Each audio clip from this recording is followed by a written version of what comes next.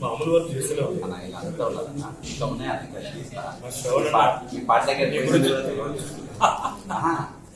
ఒక పెద్ద చెప్తారు ఇద్దరు పాట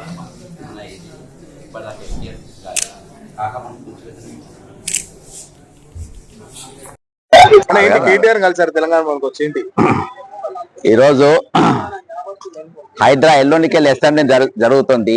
అందులో హైడ్రా గురించి అది హైడ్రా విక్టిమ్స్ నష్టపోయిన వారికి పరిహారం ఇప్పించాలని దానిపైన చర్చ జరపాలని చెప్పేసి నేను అన్ని ఆపోజిషన్ లీడర్లకు రిప్రజెంటేషన్ ఇస్తున్నా, జీవోలు పెట్టి.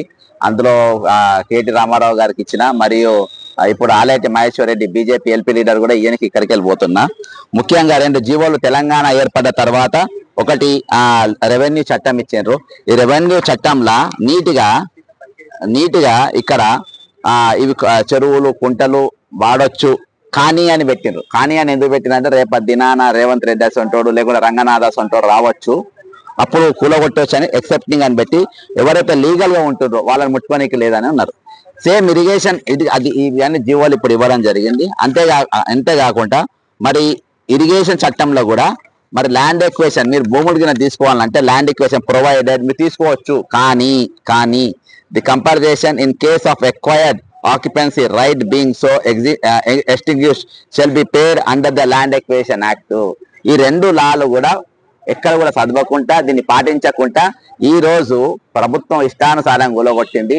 కాబట్టి ఎవరైతే ఇప్పుడు ఇయాటి వరకు కూడా రంగనాథ్ ఇల్లు బాజాప్తా నేను అక్కడ ఉందని చెప్పి ఏది బఫర్ జోన్ లో ఉందని ఇయాటి వరకు ఆయన ఒప్పుకుంటలేరు, కానీ వితండవాదం చేస్తా ఉండు. ఒప్పుకునే ధైర్యం ఆయనకు లేదు. సరే ఏదేమైనప్పటికీ ఇప్పుడు నష్టపోయిన వాళ్ళకి మాత్రం వెంటనే వాళ్ళ ల్యాండ్ ఎక్వేషన్ కింద వాళ్ళకి నష్టపరిహారం చెల్లించాలని చెప్పి అన్ని పార్టీలు ఎల్లుండి చర్చ జరపాలని చెప్పేసి ఒక హేతుబద్ధమైన చర్చ లేకుండా ఈరోజు చేసిండ్రు. ఇంకోటి రాష్ట్రంలో దాదాపు 500 చెరువులకు ఇయాల్టికి ఎఫ్టీఎల్ నిర్ధారించలే. దాదాపు 500 చెరువులకు ఇయాల్టి వరకు ఎఫ్టీఎల్ నిర్ధారించకుండా ఇది ఎఫ్టీఎల్లో ఉన్నది బఫర్ జోన్ లో ఉందని మీరు ఏ విధంగా చెప్తారు? నాది లేదని చెప్పే కదా ఈరోజు తిరుపతి రెడ్డి దాపింది, నాది లేదని చెప్పే కదా ఇప్పటికి ఈయన వాదిస్తుండ్రు.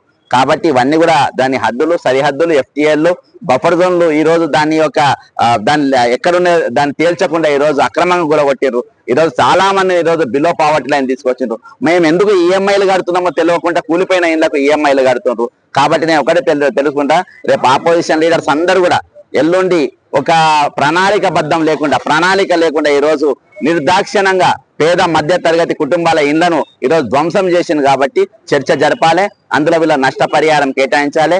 అంతేకాకుండా రంగనాథ్ ఇల్లు పైన కూడా అది బఫర్ జోన్ లో ఉందనే దాని మీద ఒక చర్చ జరగాలి. అవసరమైతే కమిటీ చేసి ఆ చెరువులో ఉందా లేదా. హైకోర్టు కూడా గైడ్ లైన్స్ ఉన్నాయి కదా, చెరువులు గుంటలు ఆక్రమించడం పూర్తి చేయొచ్చు, వాళ్ళకి ఏం అవసరం లేదు. కానీ ఈ చట్టాలు ఎందుకు ఉన్నాయి? ఇవి దాటిపోవద్దని కూడా ఉన్నాయి కదా ఈ చట్టాలు. ఇవి చట్టం చేసినది ఇరిగేషన్ చట్టం అయినా కానీ ఈ 2 చట్టాలు నష్టపరిహారం ఇవ్వాలని ఉన్నది.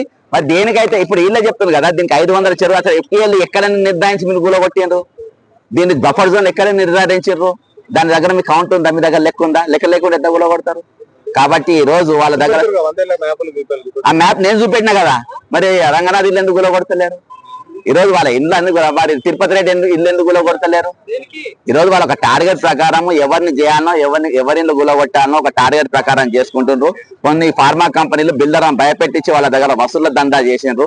ఈ రోజు సరే నువ్వు ఏ దందా చేసుకుంటావో చేసుకో, నువ్వు దందా చేస్తున్నావు నాకు తెలుసు, కానీ ఈ రోజు వీళ్ళకి మాత్రం నష్టపరిహారం ఇవ్వాలి. దీనికోసం అసెంబ్లీలో చర్చ జరగాలని చెప్పేసి నా ముఖ్యమైన ఉద్దేశం. దీనికోసము ఎన్ని పార్టీల ఇళ్ళ దొక్కుతా ఎంతమంది దగ్గరకైనా పోతా. మీరు చెప్తున్న కరెక్ట్. హైడ్రా చెప్తుంది ఏంటంటే ఆక్రమిత స్థలాలు మాత్రమే కూర్చున్న ప్రభుత్వ స్థలాలు లేకపోతే చెరువులు పార్కులు వాళ్ళు చెప్తున్నారు కదా. మరి అందుకనే మరి రంగనాథ్ ఇల్లు కూడా అలానే ఉందంటున్నారు కదా, మరి అది ఎందుకు గులగొట్టారు? ఈ రోజు ఎందుకు ప్రయత్నం చేస్తుండ్రు? ఎందుకు ప్రయత్నం చేస్తుండ్రు? నా పేరు చెప్పి ఎక్కడెక్కడ ఫోన్లు చేస్తుండ్రో నాకు చేస్తుండ్రు వేరే వాళ్ళ వీళ్ళకు అర్థమైందా? జడ్సన్ అంటే చెప్తే అట్లా చేస్తారు ఇట్లా ఏమో మాట్లాడుతుంది. కాబట్టి ఈ రోజు ఏమున్నా కానీ ఎవరికి ఆయనకంత సీన్ లేదు. ఆయన పోక ఆయన రూల్ ప్రకారం పనిచేస్తారు. సిన్సియర్ ఆఫీసర్ కాదని తేలిపోయింది. ఆయన ఇల్లు బఫర్ జోన్ లో ఉందని తెలిసిపోయింది. ఆయన ధైర్యం లేదు. ఇప్పటిదాకా పిరిగి పందలేక భయపడుతుండ్రు. స్టూడియోలో ఎంబడి తిరుగుతుండ్రు. నా ఇంటర్వ్యూ తీసుకొని నా ఇల్లు బఫర్ జోన్ లో లేదు, నా ఇల్లు FTL లేదని గుండెలు బాధకుండా చెప్పుకుంటే తిరుగుతాడు. అంత మించి దురదృష్టం. నేనైతే నా ఇల్లు బఫర్ జోన్ లో ఉందని నిరూపిస్తారు 2 నిమిషాలు కూలగొట్టుకుంటుంది. 2 నిమిషాలు సిన్సియర్ కాదబ్బా, అంత డ్రామా అది. సిన్సియర్ లేదు. సిన్సియర్ ఉన్నట్టు స్టూడియోలో పొట్ట తిరుగుతారా? స్టూడియోలో పొక్కన తిరుగుతారా అబ్బా? వాళ్ళందరినీ పిలుచుకొని ఈరోజు ప్రెస్ మీడియాలో చెప్పుకుంటారా? ఈ రోజు ఇవాళ ఇంకా చాలా ఉన్నది. ముందు ఇంకా చాలా తీస్తా. ఆయన ఇక్కడ ఎన్ని అక్రమాలు చేసిందో ఏందని ముందు తీస్తా. ఆయన అదొక చిన్న అంశం అయినది.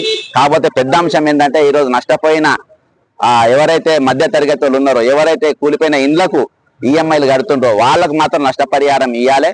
అదే ఏ చట్టం అయితే అది చెప్తుందో ఆ చట్టం జీవోలే ఇప్పుడు KTR రామారావు గారికి ఇచ్చిన, ఇప్పుడు BJP LP దగ్గర కూడా పోతున్నా, ఆయన కూడా ఖచ్చితంగా ఇస్తా. వీళ్ళందరూ కూడా మాట్లాడాల్సిన అవసరం ఉందని చెప్పేసి నా ఆలోచన. Thank you.